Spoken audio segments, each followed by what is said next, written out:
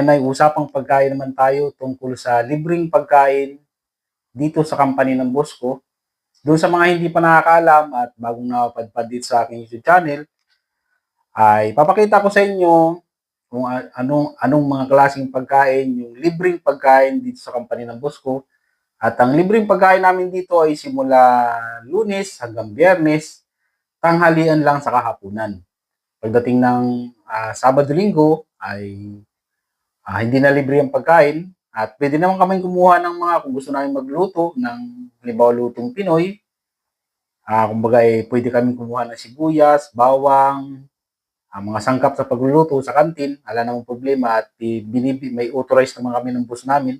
Nasabi niya ay pwede kayong kumuha dyan, wag lang kayong kukuha ng mga karne, pero pwede kami kumuha ng itlog. At sa Monday to Friday, sa umaga, ay kami na yung, siyempre, hindi libre yun. Nagluluto minsan kami sa umaga para may pang-almusal. Nakadepende sa amo, nakadepende sa company, kung libre ba ang pagkain o hindi, o libre ba ang bahay o hindi. Nakadepende sa kontrata na pipirmahan ninyo. Kaya importante, basahin nyo yung kontrata ninyo kung ano ba yung mga libre at hindi libre para hindi kayo nagtataka kung bakit sasabihin niyo na, "Oy, bakit si Kuya libre ang pagkain Lunes hanggang Biyernes samantalang kami hindi?" Hindi niyo tinitingnan ng kontrata niyo, dapat tingnan ng kontrata, nakalagay pala doon na hindi pala libre ang pagkain ninyo, 'yun. Kaya mas maganda yung basahin niyo yung kontrata ninyo para malaman ninyo kung anong libre at hindi libre. Ito ang pagkain namin ngayong Lunes ng tanghalian, pritong isda. Ang ano bang tawag niya sa atin yung pritong isda na yan? Yung klase ng isda na yan, manipis. Yan, masarap din ang lasa mga kabayan. At meron tayong dessert na black beans saka pipino.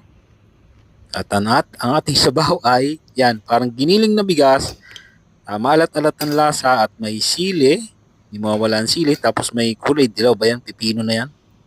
Yan.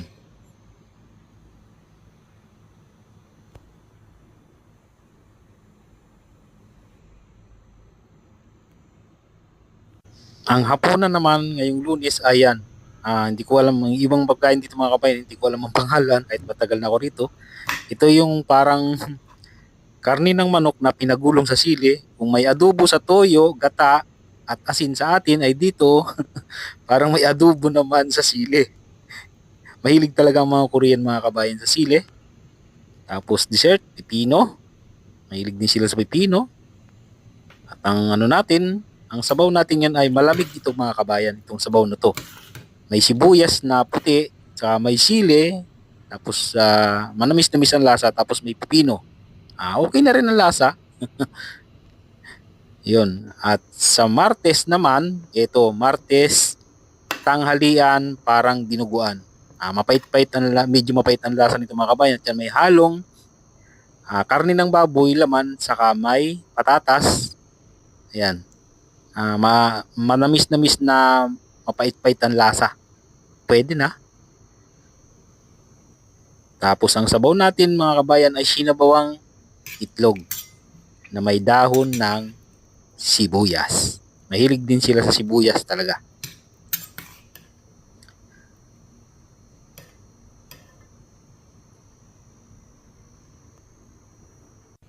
Martes ng hapunan, pagkain sa hapunan, ito masarap ito mga kabayan, sanggupsyal. Purong laman na sanggupsyal, bukod pa yung sanggupsyal na may taba. Siyempre pipino na naman, tapos may nilagang talong, at siyempre pag kumain ng sanggupsyal, ibabalot mo siya sa lettuce. Yan, may lettuce. Tapos ang sabaw ay nilagang toge. Pwede na, malat-alat ang lasa. Pero sustansya. Dito na tayo sa Miyerkules. Ito mga kabayan, medyo makunat yung pagkaluto ng tagaluto sa kantin. Ginayat na pusit na may siling green at siling pula. Tapos merong yan ang kikiam dito sa Korea. Masarap yan mga kabayan. Tapos may brown rice. Mahilig din siya sa brown rice. Tapos ang masarap, ito masarap mga kabayan, jampong ang sabaw. May seafoods, may gulay. Yan, sarap yan.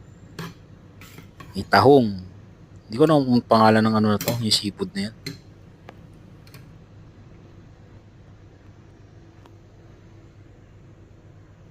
Miyerkules ng hapunan. Ito, yung parang pangpalaman sa hamburger. Giniling na karne ng baboy, manamis-namis ang lasa. Masarap din.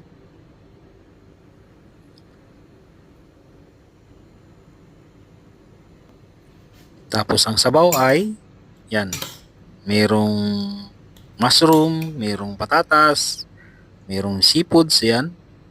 Parang kuhol na maliit yung ulo. Saka merong, ano ba tawag dito, sili. Meron ding tokwa.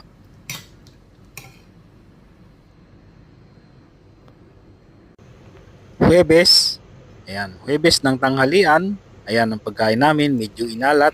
Yung parang ano yung damo sa atin na abansin kung tawagin sa amin. Yung turtang damo. Yan. Pwede na. Yan, tinurta nila yung damo. Yan, tapos yung maalat na may halong bagoong yan eh. Maanghang. Para magkalasa.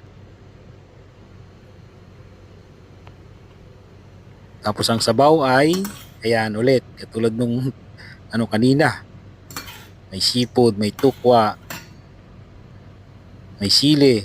Yan naman lagi, talagang hindi mawala ang sili.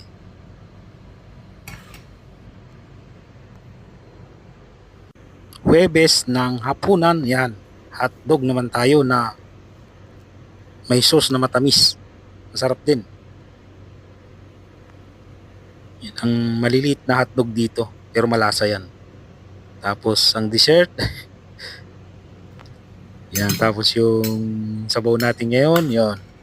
Pinalutang na naman sa sili, may karne ng bagoy, may tukwa, may patatas, yan.